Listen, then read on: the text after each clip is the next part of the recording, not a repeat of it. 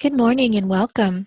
My name is Maria Embry, and I am the Section 504 and Dyslexia Consultant for the ESC Region 11. And our continuing conversation today has come from a past training, the Dyslexia and Dysgraphia Innovative Blending Learning Experience training. There was so much covered in that training that we wanted to continue the conversation through some webinars after that original training. So the purpose of this conversation today is to really discuss the resources that are provided in the LiveBinder, and you will receive the link so that you can click right on this LiveBinder and start viewing its resources. The first tab that I wanted to highlight for you is the Dyslexia and Dysgraphia PowerPoint. So that was a 6-hour face-to-face training back in the summer that was provided, and I wanted to be sure that everyone had the actual PowerPoint from the training so that if in their district or charter school they wanted to recreate that face-to-face experience, they would be able to use this PowerPoint to do that. It is a long PowerPoint and covers a lot of material. I think there's over 100 slides, but most of the slides are designed so that you can deliver the information from the actual slide content information. The next tab that I wanted to highlight for you in this LiveBinder resource is the Dyslexia Handbook. I've actually included the tab right here so that you can simply reference it if you were to share this with district teachers, staff members. The handbook would be right there, easy for them to access electronically. All of the PDFs for the Dyslexia Handbook are housed at the Region 10 website, and they can be downloaded in English as a PDF and in Spanish. A lot of people don't know that the handbook is available in both English and Spanish. And again, the link is there in this LiveBinder so that you can download that resource if you don't already have your hard copy of the handbook. The next thing that's provided in this LiveBinder is kind of interesting. It's the Dyslexia Plan Framework. And when you click on that tab there in the LiveBinder, you'll see that it's linked to a Word document. Sometimes it takes just a few minutes for that Word document to come up, but this is a really important resource. I wanted to highlight its importance because a lot of school districts and charters don't often have a dyslexia plan for their district or charter, or if they have a plan, it's not as comprehensive as it really needs to be.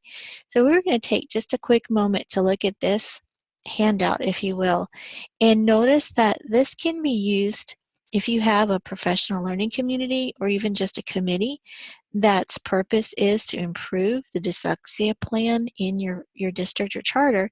You can use this framework to guide you. Again, this framework is primarily built off of the Dyslexia Handbook, which is our go-to resource to be sure we're in compliance with state laws regarding dyslexia in our school districts and charters.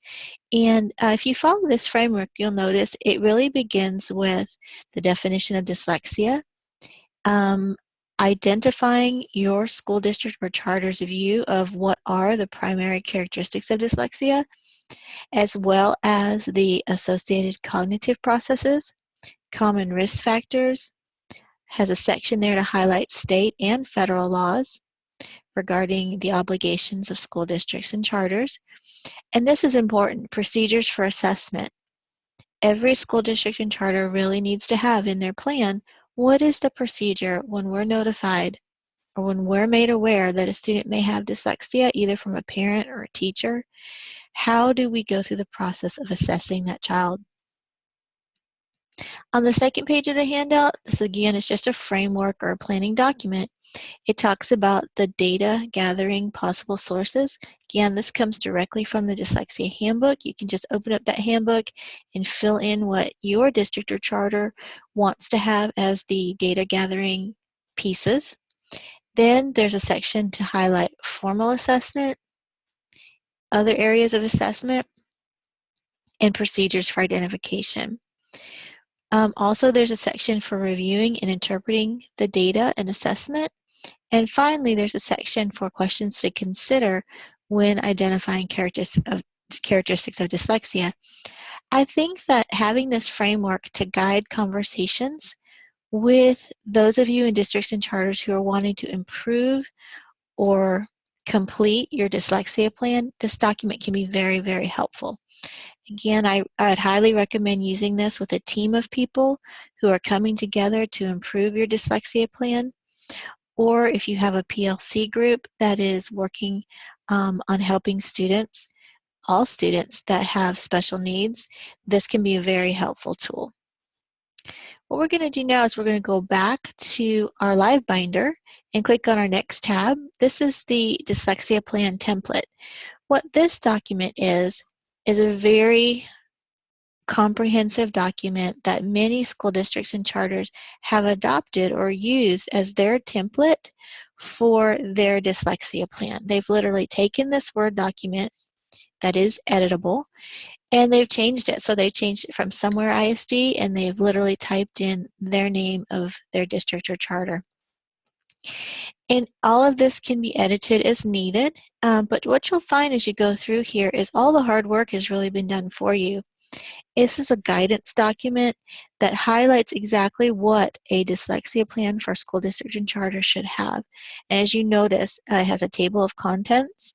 And in our table of contents, it starts with the definition of dyslexia and continues and goes through all those pieces and parts from the framework that need to be there.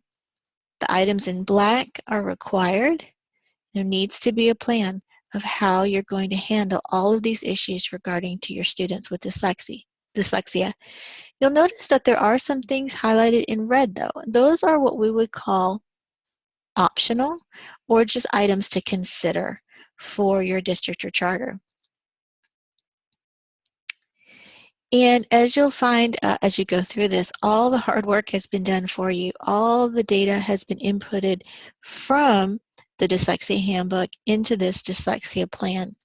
So you basically have a really strong template right here, the Dyslexia Plan template, to get your school district or charter up and running and really think about it as being in full compliance with the law on how your district or charter is to serve students with dyslexia. The next tab we're going to jump over to is the Dyslexia Program Rubric.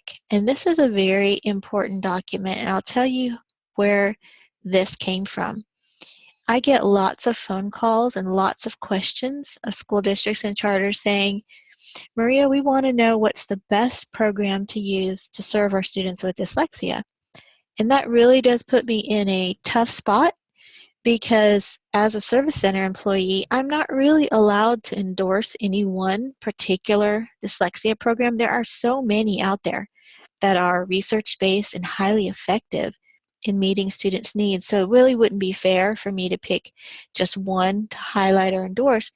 So what I do is I provide this resource from the International Dyslexia Association.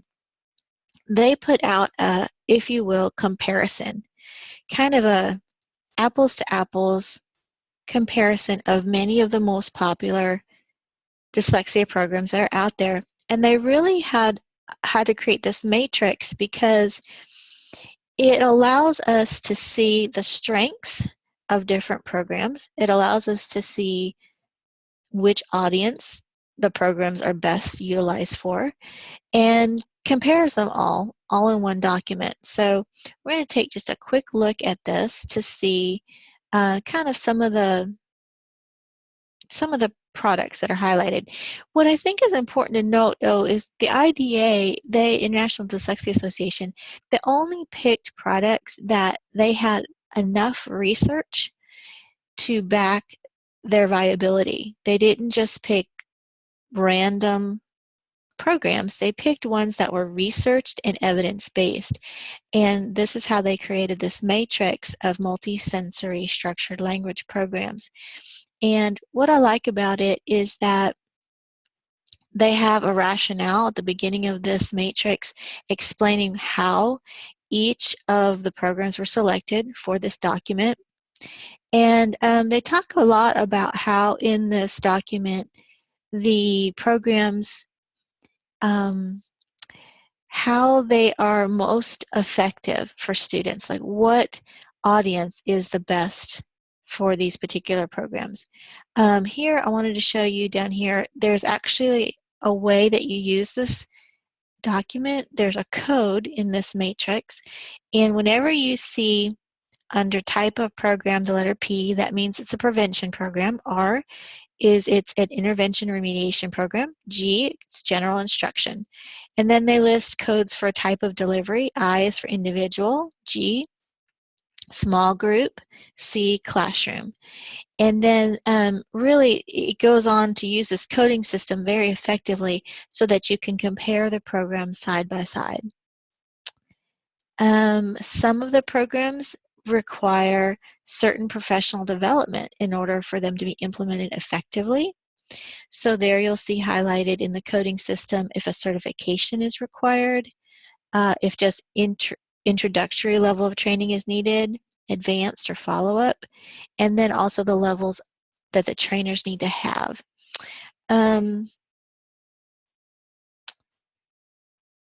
As you can see, there's several programs mentioned here. Many of them you may be familiar with. Some of them you might need to do a little bit more research in order to have a full comprehensive understanding of what the programs are and how they're utilized. What I recommend using this document for is if you have a committee coming together trying to evaluate the effectiveness of your current dyslexia program, this document can be very helpful in exploring what your many options may be and really being able to think critically about which of these options best fit the needs of the students in your district or charter school. So again, that's the dyslexia program rubric or matrix, and many of my school districts have found this very helpful as they're looking through possibly changing their dyslexia program or supplementing what they're currently doing to create a more robust or comprehensive set of resources for students. All right, we're going to switch next to a lesson plan sample.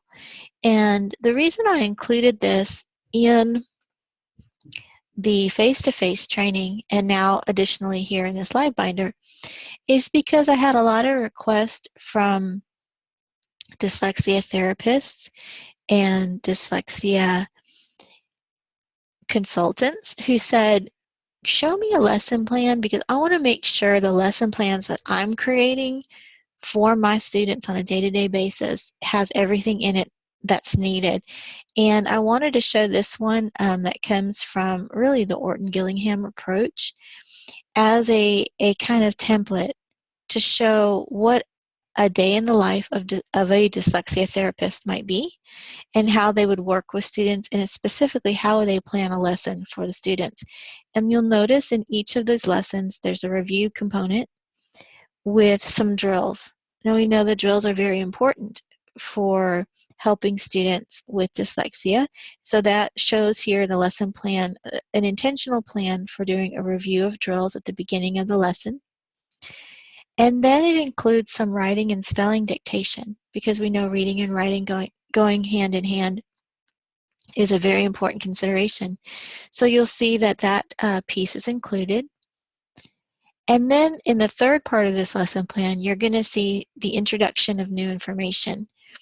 And again, you'll see the different syllables. Closed syllable there is introduced, as well as some blending drills. You'll also see reading words and sentences, some dictation and review. And the last part is the oral reading. And so what I wanted to talk about is this particular lesson plan is comprehensive. It covers all the bases. But of course, you would want to customize a lesson plan specifically to the needs of the students that you're working with and serving. So I included a blank lesson plan template here for you so that if you wanted to use that format, you would be able to. And again, this is just so that you could have a blank version of that particular lesson plan. to ensure, again, that you're meeting students' needs. All right, so that's what's provided there in the LiveBinder. Again, there's the lesson plan sample and then the lesson plan template that's blank that can be customized to students that you work with. So as you notice, all of these tabs here that are in blue, they all relate specifically to the part of the training we covered back when it was face-to-face, that those all pertain to dyslexia. When we switch to these green tabs, that's when we're switching to resources for dysgraphia. So I'd like to just take a quick moment to take a look at those tabs, and the dysgraphia plan framework is very similar to what we had for the dyslexia framework. And the reason I wanted to highlight this is because we really did use the same structure from the Dyslexia Handbook. We have a structure of things we need to be sure our dyslexia and dysgraphia plans for our district have. And so you'll notice here it looks very similar. You need to have a definition of dysgraphia in your district. You've got to always start with what it is. And then, of course, just like with dyslexia, you've got to list the primary characteristics of dysgraphia, the associated cognitive processes, common risk factors, and so on. There are state and federal laws regarding this. In really having a great plan or framework for identifying and serving students with dysgraphia will help you be in the best position, not only against litigation and in being in compliance, but it'll put you in the best position to help students who may have dysgraphia in your district or charter school.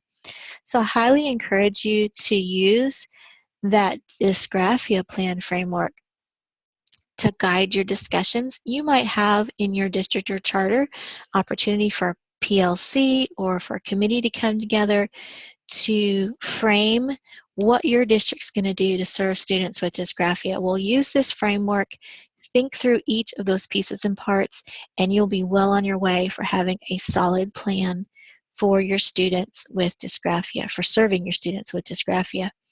This next resource, this next green tab, really is important because you're going to find the data gathering piece for helping your students with dysgraphia is really critical.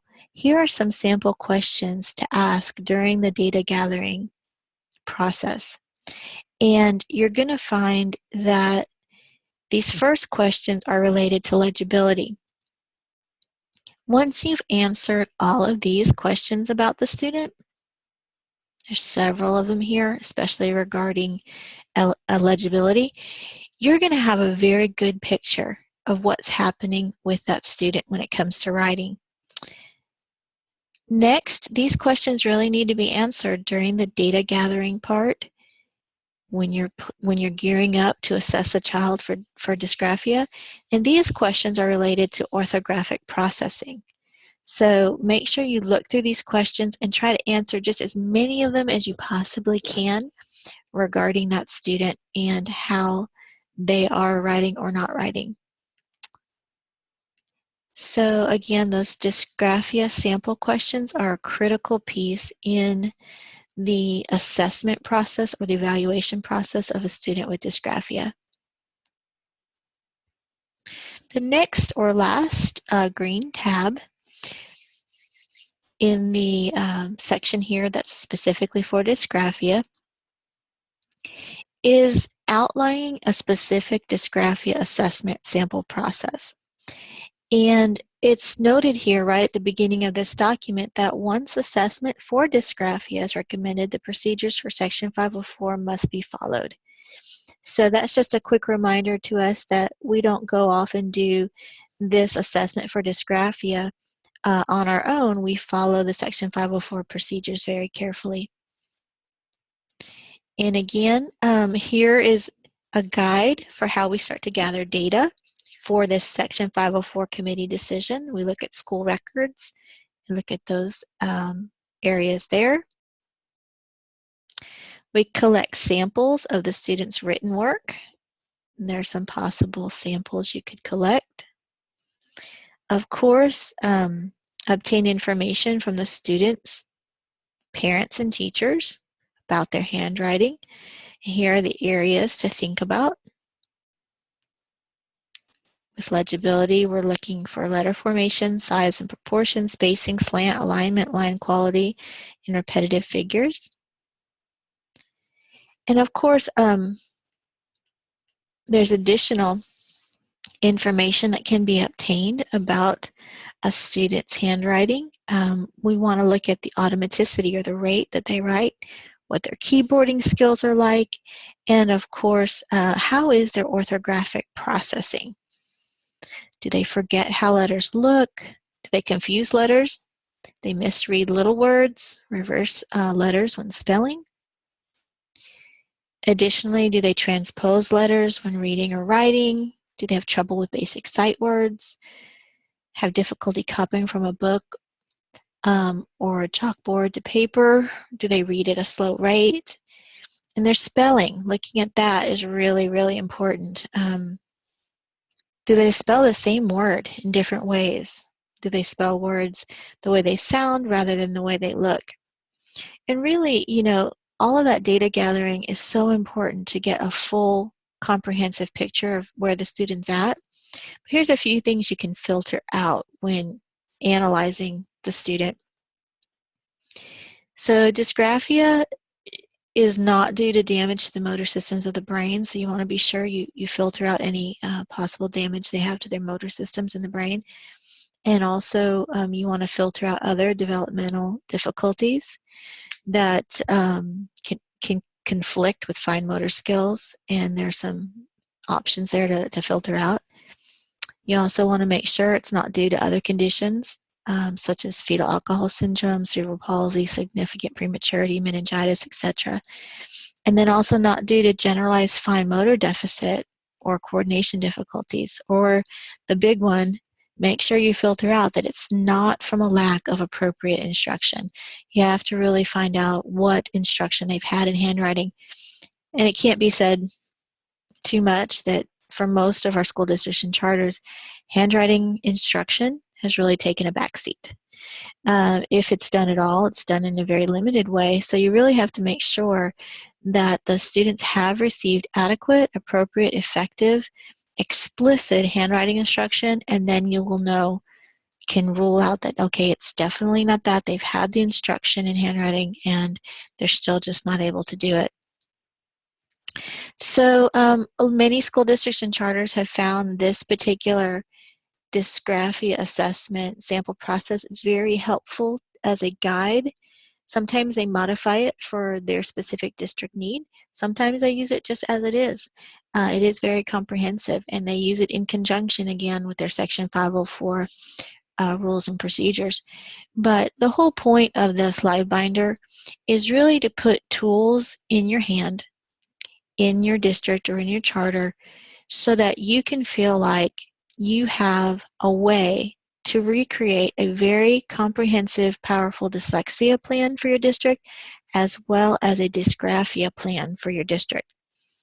We have more and more students every day being identified as having characteristics of dyslexia and dysgraphia, and we want to be able to serve them in the best way possible. And hopefully, this LiveBinder will help you have the tools and resources to be able to do that. Please know that I am so happy to be a resource to you in your school district or charter as you're working through the process of creating a dyslexia plan or creating a dysgraphia plan. I am here for you, so you can call me at any time or email me at any time in order to just bounce ideas off me. Sometimes school districts and charters say, here's the direction we're going. What do you think, Maria? And I'm happy to help in the journey as you improve things for the students that you serve. I'm just going to bring up the Dyslexia and Dysgraphia PowerPoint presentation one more time because I want to highlight just a few more things in that, and then I will conclude this conversation. And at the end of the presentation, I wanted to highlight, sometimes at the end of a PowerPoint, we kind of quickly move past the bibliography section. But this is a great set of resources that have been included for you to show the research and evidence-based resources that created the presentation. So please do highlight and look at the bibliography. Any of these resources here on these 3 last slides of the presentation, actually 4 last slides of the presentation, are worth your school district or charter investing in, or even having a book study over, because a lot of this research is very current and will definitely help keep your school district in a very good position serving students with dyslexia and dysgraphia. And here again is my contact information. So if you'd like to reach out to me, I'd be happy to help you as you move through either improving or starting a dyslexia plan or dysgraphia plan in your district or charter. So my number's there, 817-740-7592. If you want to give me a call or if you want to email me your questions, please feel free to do that at membry@esc11.net. And once again, I want to thank you so much for your time, because I know that time is that one resource we have very limited amount of. So thank you for your time and attention, and have a wonderful day.